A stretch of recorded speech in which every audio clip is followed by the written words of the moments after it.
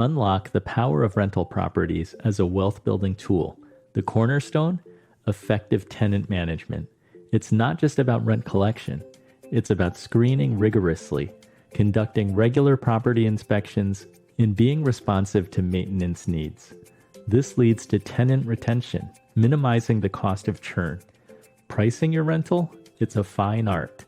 You need to know your local market, understand your property's unique value, and keep an eye on comparable listings. Get it right, and you maximize both occupancy and revenue. Legalities can't be ignored.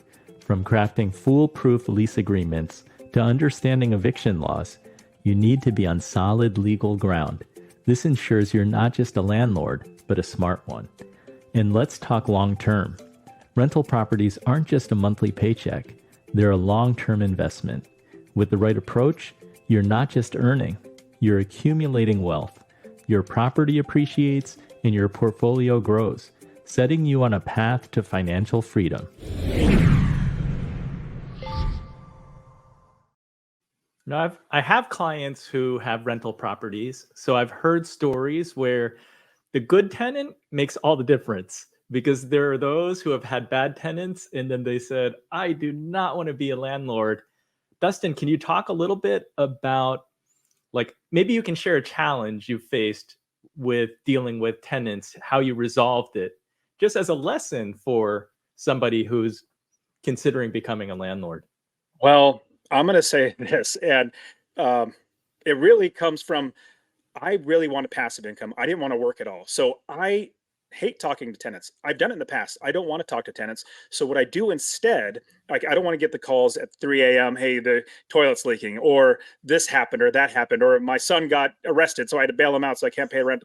I don't want to have any of those conversations. I want to be able to play with my kids. I want to be able to have fun doing things that I want to do. So what I do is I hire property managers. Now, here's the thing. I think Eric might have mentioned this. I put in the systems and procedures and processes in my business so that it runs the way I want to run it. Just like if I started a convenience store or any type of business, we have customers and inventory and everything else at a business. You're going to take your time and hire a manager very slowly. You're going to interview lots and lots of them, interview them many, many times, and hire the right one that's going to take over. So for me, it is a bummer when you have tenants that, let's say, they leave and you have to actually evict them and they leave a big, trash and everything like that. For me, only thing I see, it's a line item as an expense. I had to pay for that. That's a bummer, but it's a cost of doing business. We just make sure we account for that sort of stuff.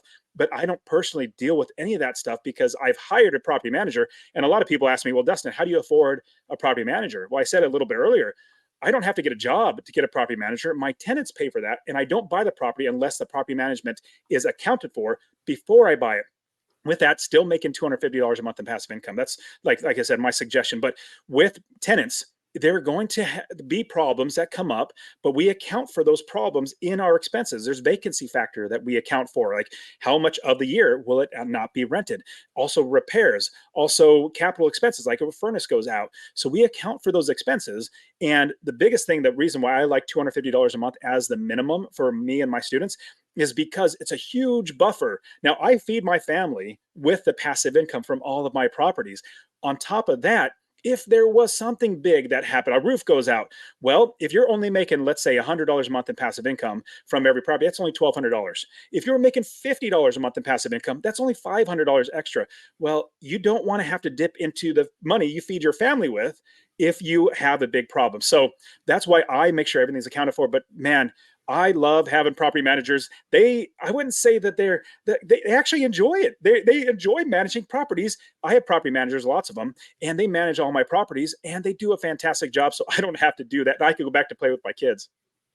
Crystal, you talked about the importance of having a team. Are property managers part of your team so that you Yes. don't have to deal Oh, with the yes. tenants? Well, and it for me, it started with my realtor too. The first time I needed to find a tenant, I did not want to deal with the no-shows for people that wanted to come see the place. I didn't want to deal with the negotiate like there was so many things I was like, I don't have time to sit there waiting for people to come. So that was my aha moment when I hired my realtor to look for tenants for me because that's also one thing that people overlook. First, it's all about the property. Like, is it in your budget first of all, too, do you have an emergency fund before you even start this venture? Because you need your emergency fund first, just in case something happens that got overlooked on the inspection or anything else, because that you don't want to start off on an ugly foot if there is a plumbing leak or anything like that, and whoops, you don't have any money to cover it. So always start with that emergency fund in the first place too. But that was my aha moment that, hey, I don't, turns out I don't have to sit and wait on people. I don't have to do all the credit checks and the credit reports and call all their references, like I didn't want to do any of that stuff. I didn't have time. I would rather watch TV. Dustin said he'd rather play with his kids. I'd rather just sit and watch TV than do all that kind of stuff. So I worked it into the budget to be able to afford those things. And then as long as it met my threshold with all my extra, my privileges, my privilege stuff that I wanted, then hey, it's a win. It's a no-brainer. Let the math tell you whether it's a yes or a no. It's the math. And see, we're engineers. So yeah, me and Eric, we're on the same page for that number. And I I do got too. you. I even make spreadsheets for different things. Like I created a contractor comparison spreadsheet just so we're comparing apples to apples. Like, oh, this is what each contractor said was plumbing and what was included or what was not included. So you get to actually, you're learning, okay, this estimate is way outside of the scope of what a plumbing job like this should cost. So create your own spreadsheets and things like that too for your own information understanding, and you get smarter in the process too. Rich, any change from when you were overseas? I would imagine that you had to employ a property manager, but now that you're in Montgomery, any change in the way that you approach it? Well, I switched to self-management once I was back here. I don't recommend that for everybody, but I'm somebody who loves, I don't know, I love real estate. I was always kind of like managing the property manager. You have to do that at times. You need to kind of watch and make sure expenses are in check and make sure that what they're doing makes sense. Once I was back in Montgomery, Alabama, where all my properties were, they were all here. I decided to take over. And I recommend using property managers, but you got to have the right property manager. Now, earlier, I think, Andy, you said something like, the key is having like a good tenant. That's probably not the key. The key is probably having a good property manager and screening for the best tenants. But what I'll say about me doing it myself, because I live here and because I have experience, I essentially spent the time to become a good property manager. I saved the 10% fee, but I also save a lot because I keep my expenses a lot lower than my property manager does. And I also save a lot make a lot because tenants stay a lot longer than they did when I had a property manager. I think I'm also better about handling like deciding what kind of things to do in between tenants, because a lot of property managers, to keep their owners happy, kind of do the bare minimum. But over 5 or 10 years, that can lead to a lot of stuff. So another thing that I'll say is managing 1 or 2 properties where you live a big deal? It is not a big deal. It would not be hard. I'm managing 30 properties, a little bit more than 30 properties. And I'm beating the 4-hour work week with this. I mean, it's less than 4 hours a week for me. I think at times where there's turnover, there's going to be more, but there isn't that much turnover. And actually most of my turnover, if it happens at all, it's seasonal. It's like in the summer or something. And I have some pretty quiet weeks. And, a lot of it's done by text. I don't do showings. I do online leases. I do online applications. All my payments are electronic. Like it's actually pretty easy. That's really cool to hear. Eric, how much of your rentals are through Airbnb short-term versus having longer-term rentals? Yeah, I was just going to speak to that because I think my experience here is a little bit different than everyone else, but similar thing. It's like same kinds of approach of automating things, having the right people in place. With the Airbnb side of things, we've got a supply manager, we have a quality assurance person, property manager, cleaners, and then handyman on call. And I think the biggest thing was just getting those systems in place at the beginning.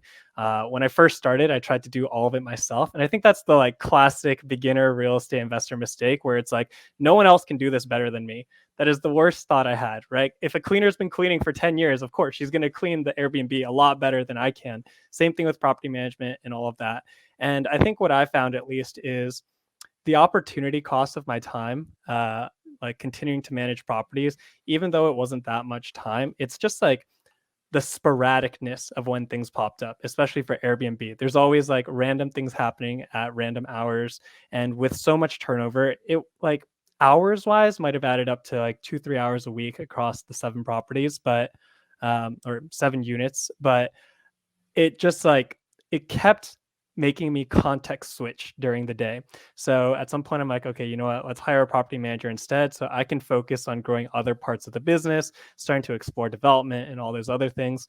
And one last point I want to add is I've had a lot of other beginner investors when they're first getting started, they have one bad property manager experience and then they forever write off property management. That's typically not the case. It's more so that you just didn't spend enough time vetting and finding the right person. And instead of, canceling it out right away, go back and try again, because I promise you there's someone out there for you. Go ahead, Rich. Yeah, I'd love to add on to that about the property manager. I think in my case, I had a property manager for a long time, 2013 to 2020. And